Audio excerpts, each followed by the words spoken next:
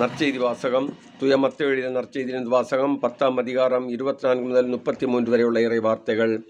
அக்காலத்தில் இயேசு தம் சீடர்களை நோக்கி கூறியது: சீடர் குருவை விட பெரியவர் அல்ல, பணியாளரும் தம் தலைவரை விட பெரியவர் அல்ல. சீடர் தம் குருவை போல் ஆகட்டும், பணியாளர் தம் தலைவரை போல் ஆகட்டும், அதுவே போதும். வீட்டுத் தலைவரையே பேல்செபூல் என அழைப்பவர்கள் வீட்டாரை பற்றி இன்னும் தரக்குறைவாக பேச மாட்டார்களா?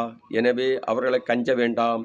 ஏனெனில் வெளியே படாதவாறு மூடியிருப்பது ஒன்றுமில்லை, அறியப்பட முடியாதவாறு மறைந்திருப்பதும் ஒன்றுமில்லை. நான் உங்களுக்கு இருளில் சொல்வதை நீங்கள் ஒளியில் கூறுங்கள், காதோடு காதாய் கேட்பதை வீட்டின் மேல் தளத்திலிருந்து அறிவியுங்கள். ஆன்மாவை கொல்ல இயலாமல் உடலை மட்டும் கொல்பவர்களுக்கு அஞ்ச வேண்டாம். ஆன்மாவையும் உடலையும் நரகத்தில் அழிக்க வல்லவருக்கே அஞ்சுங்கள். காசுக்கு 2 சிட்டுக்குருவிகள் விற்பதில்லையா? எனினும் அவற்றுள் ஒன்று கூட உங்கள் தந்தையின் விருப்பமின்றி தரையில் விழாது. உங்கள் தலைமுடியெல்லாம் எண்ணப்பட்டிருக்கின்றது. சிட்டுக்குருவிகள் பலவற்றை விட நீங்கள் மேலானவர்கள்.